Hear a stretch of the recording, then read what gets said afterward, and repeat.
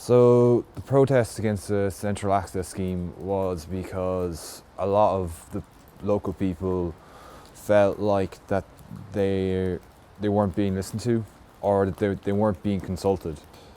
So the sit-ins would just happen just at the front, just near this kind of gateway area into the brewery entrance, one of the brewery entrance sites, and we would just be there all night just to make sure trucks and things wouldn't get in.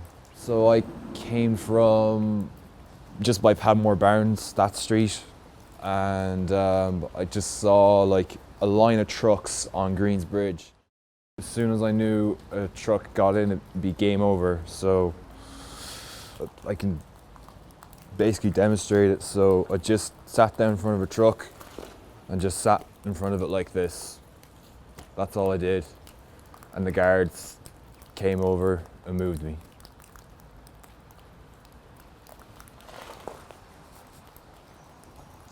I feel disappointed about it.